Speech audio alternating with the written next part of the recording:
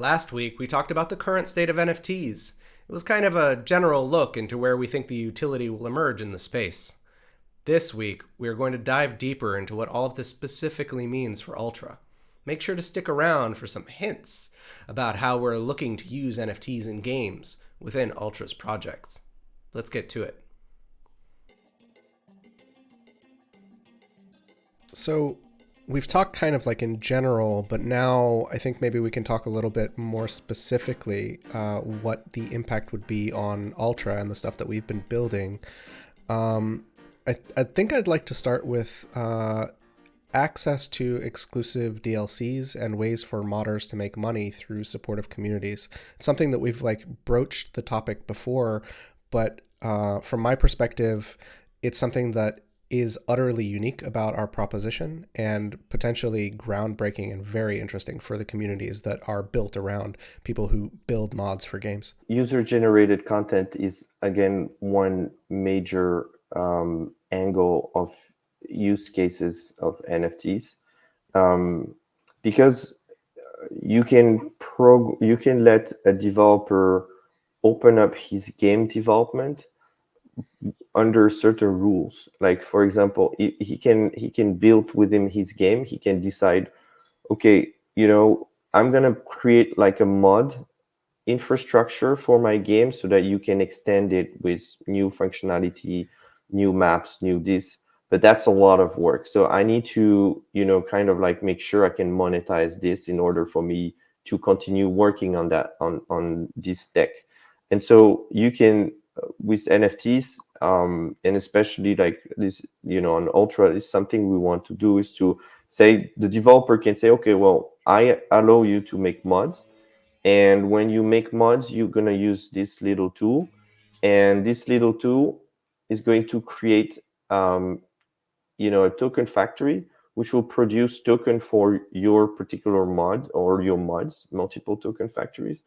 But then because the developer sets that up at the very beginning, he can set his own rules, such as, are these mods sold in, is there a commission to every resale of this mod? Is there a minimum price? And then maybe he can say, well, then you can choose all other parameters, such as, is there a limited quantity to this NFT? And so at that point, every time something is sold, it's given to the mod, and maybe there's a commission that goes to the developer as well. And so like in that way, he can finance the development of his mod infrastructure while opening new opportunities for creators to monetize their efforts, and also in the process adding a lot of value and uniqueness to a game. Like you can imagine if people can start sending skins and start creating skins of your character in game, and some of them just exist in a single version, in a single unit, and then some of them exist in 10, some of them in 1,000. You will start seeing in game a lot more diversity than there is today, and of course all of these NFTs will again benefit from the ability to guarantee scarcity, because you can see on the token factory what is the max amount of units that this particular skin can have in the game. And so this again adds a lot of value, I think, to the game space. Yeah, I think the important part as well with this modding, because right now the game developers, if they create an environment when people can create content and add it to the game, mods, skins, and everything, they're not rewarded for it. They're rewarded for it in a sense that their community grow. Their game usually lasts longer because there is so many people fan of it that can contribute to it, but they're not rewarded. So today they're rewarded to actually create this mechanism and make it available, so the game becomes more interesting. And for them, they're like, okay, sure, and I earn from it, so fine. But at the same time, what's very exciting is the content created by those users, this community. They also can promote this content. So they can create a rare skin and say, hey, I'm going to do it in partnership with a brand. Why not? I'm gonna work with them, make a big marketing campaign, make a big event, make a tournament, and make it one there, whatever. And actually, this is something they created from somebody else's technology. So they made a full game, make all the tools, but they can benefit from it, and that brings a lot of traction to the game again. So you can create your own business around the business of others without much friction, because they prepare the pipe for it, and then you're using it, and then you're commercializing it in a sense, which is usually not feasible.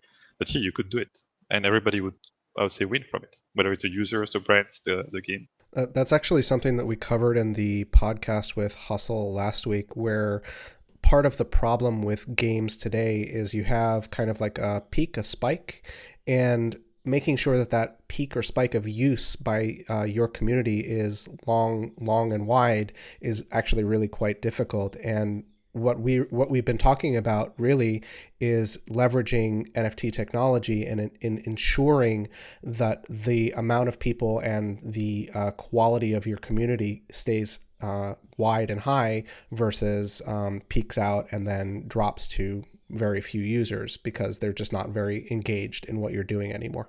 I think at the end of the day, it's all about economics.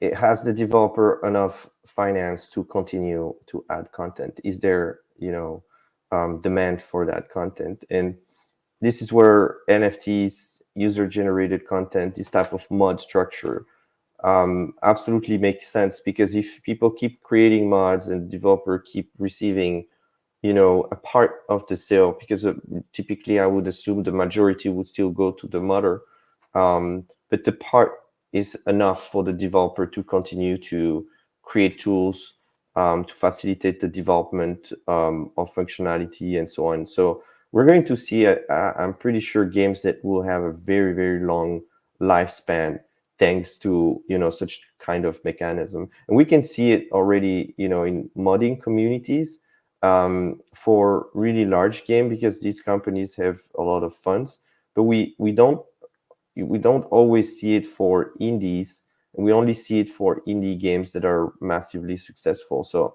this will give them a new angle of finance, and this, we're all for it. This is kind of like what our objective at Ultra is to help developers succeed, and you help them succeed by providing them tools and ways to develop and add functionalities faster in a more cost-effective way. And this is one of the things that we will provide them. Thanks again to David and Nicolas for joining us today on the Ultra Chill podcast. We at Ultra look forward to sharing our innovations around NFT technology, and will continue to do so. Make sure to like and subscribe if you want to hear more. Keep it Ultra Chill.